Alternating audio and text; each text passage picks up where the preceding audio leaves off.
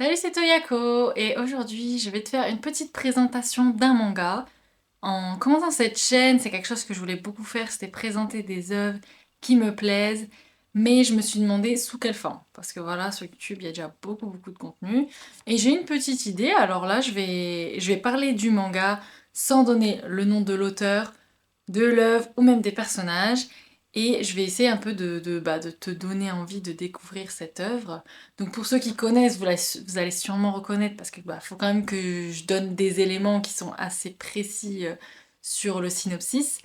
Pour ceux qui connaissent pas, ça peut être intéressant. Et pour ceux qui en ont entendu parler, mais qui peuvent être biaisés par des on-dit ou je ne sais quoi, ça va peut-être vous aider, enfin vous donner envie de découvrir l'œuvre parce que vous en avez entendu parler autrement. J'espère que ce petit format va t'intéresser et ne t'inquiète pas, je ne vais pas spoil, je vais juste donner des éléments du début et des éléments généraux qui ne spoilent pas grand chose en fait. Donc c'est parti, j'espère que ça va te plaire. Avant de commencer, oublie pas de t'abonner et de laisser un pouce s'il te plaît, merci. Alors dans notre histoire, on va suivre un jeune homme, un peu particulier.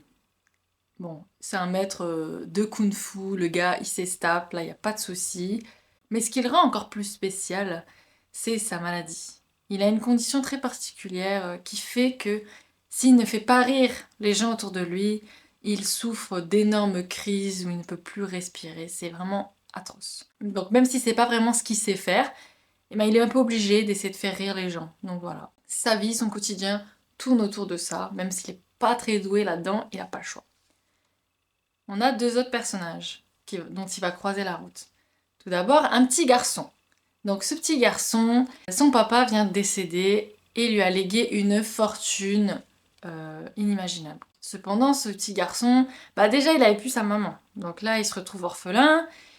Et le pire dans l'histoire, c'est que toute sa famille essaye de lui faire la peau pour récupérer les sous. Donc vraiment, le gosse, il est au bout de sa vie, il est vraiment pas une vie de rêve d'enfant qui est riche en plus de tout ça, pas du tout. Et ce petit garçon, il est accompagné d'une jeune femme, mais elle aussi, elle est un peu bizarre. Elle ne sait pas sourire. Toute sa vie, ça a été que des leçons, des règles, des entraînements, très stricts. Mais voilà, aujourd'hui, elle donne sa vie pour ce garçon, pour le protéger. Mais c'est tout.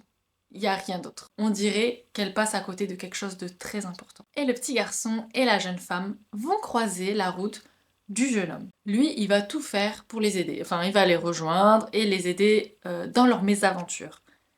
Mais là, on peut se poser la question. Comment un homme qui doit survivre en faisant rire les gens autour de lui peut-il continuer en étant accompagné de personnes aussi tristes? Voilà. Ça, c'est pour le petit topo de l'histoire. Donc, est-ce que tu as deviné? Est-ce que tu connaissais ce manga? Maintenant, je vais donner le nom. C'était Karakuri Circus. Une très bonne découverte pour cette année. Donc, je vais rentrer un peu dans le vif du sujet. Enfin, qu'est-ce que c'est que ce manga, etc. Donc, ce manga a été écrit par Kazuhiro Fujita en 43 tomes. Donc c'est l'auteur notamment de plusieurs mangas de l'édition Black Museum. Il y a Springal et Ghost and Lady, je crois, j'ai pas lu le second. Je vous mets des petites images. Ce manga avait été prépublié à l'époque dans le Weekly Shonen Sunday, si je dis pas de bêtises, de Shogakukan. Donc c'est le magazine qui actuellement accueille Détective Conan ou Frieren. Et à l'époque, donc c'était entre 97 et 2006, c'était aux côtés de grands noms comme Major ou Inuyasha. En ce qui concerne la publication en France, il y avait eu un premier essai en 2003 par Delcourt, je crois, mais ça avait un peu flop. Donc ils n'étaient pas du tout allés au bout de l'histoire. C'est de bien dommage. Mais heureusement, Meian a retenté le coup en 2022 et nous a pondu une édition incroyable. Ils ont fait l'édition en 26 tomes, donc c'est des tomes d'environ 300 pages, mais d'une qualité incroyable. On a des pages couleurs sur du papier premium, on a de très belles covers avec...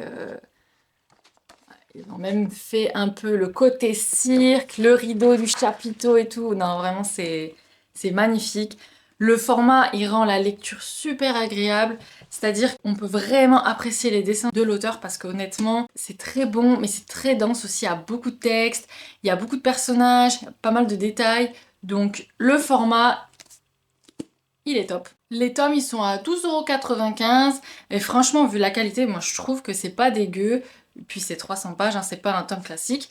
Si jamais Meian fait l'abonnement comme pour Kingdom, donc avec des box et tout, moi j'ai pas pris ça parce que je veux vraiment pouvoir voir la fresque de tous les tomes. Bon, je crois que sur les box on la voit un peu quand même cette fresque, mais ça me va comme ça. Et j'en profite pour le redire, mais sur Anime Store, le site de Meian, vous pouvez acheter les tomes d'occasion, il y en a pas mal qui sont dispo, ils sont à moitié prix et franchement c'est de bonne qualité. La plupart je les ai achetés comme ça et il n'y a rien à dire. En ce qui concerne l'animation, on a le studio Von qui a sorti un animé en 2018-2019 sur Karakuri Circus. Je connaissais pas le studio, le seul truc qu'ils ont fait que je connais c'est Je veux manger ton pancréas. Bon voilà. Après, j'ai pas vu l'anime donc je vais pas plus en parler. On va se baser sur le manga. Et niveau vente, d'ailleurs, j'ai vu qu'avant l'anime, ils étaient déjà à 15 millions de ventes pour Karakuri Circus, mais j'ai pas les chiffres de maintenant. Donc avec l'anime et la Perfect Edition, ça a dû quand même, je pense, beaucoup évoluer, mais j'ai pas d'infos. En plus, il est même pas dans le top des mangas les plus vendus alors que ça commence à 5 millions. Donc là-dessus, je sais pas. Alors qu'est-ce que c'est Karakuri Circus? Qu'est-ce que ça raconte? Tout d'abord, c'est un shonen d'action, d'aventure, de suspense. Mais pour moi, c'est quand même une histoire qui parle d'humanité, de valeurs, de morale. Nos trois personnages, ils ont des visions, des points de vue assez différents et qui vont se confronter. C'est ce qui va faire la beauté de l'histoire et qu'ils vont évoluer grâce à leur rencontre en fait. Karakuri Circus va pas mal parler de gens voilà, qui ont vécu comme des oiseaux en cage, qui ont survécu, qui ont existé mais qui au final n'ont jamais vraiment vécu. Ça c'est quand même un point qui est vachement important je trouve dans cette histoire. Un autre thème important dans Karakuri Circus, c'est le cirque, hein, forcément c'est dans le nom. Et au début j'avoue que c'est à me rebuter un peu. Oh, c'est pas trop mon délire le cirque, tout ça. Mais au final j'ai tenté, donc j'ai récupéré des tomes. Et en fait quand je dois faire une lecture, souvent je fais un tirage aléatoire dans tout ce que j'ai comme lecture en cours. Enfin, à commencer, pardon. Et bah, je suis tombée dessus, donc j'ai pas eu le choix, j'étais obligée. Et au final, j'ai envie de dire, le cirque, c'est pas pour montrer du cirque en fait. C'est un support de l'auteur pour raconter quelque chose. Voilà. Et du coup, ça, c'est pas du tout dérangeant pour quelqu'un comme moi qui ne suis pas fan de ce thème. En lisant Karakuri Circus, on va voir que la vie rime parfois avec sacrifice et remise en question. On va suivre les personnages, on va s'inquiéter pour eux, mais on va être content de les voir grandir, changer et devenir quelqu'un en fait. Moi j'apprécie beaucoup cette lecture. J'ai pas terminé, j'avoue, mais je tenais vraiment à en parler parce que je suis hyper hype et je sais pas à qui en parler. Donc voilà, je voulais faire une petite présentation parce que déjà de ce que j'ai lu, c'est génial. Et j'espère que ça te plaît. Si tu connais, évite de spoil s'il te plaît parce que bah, j'ai pas terminé et il y a sûrement des gens qui eux non plus n'ont pas terminé ou qui ne connaissent même pas. Donc n'hésite pas à me dire ce que tu penses du format. J'avoue que j'aurais bien voulu donner un petit peu plus d'infos et tout ça, mais il n'y a pas grand chose sur Karakuri Circus.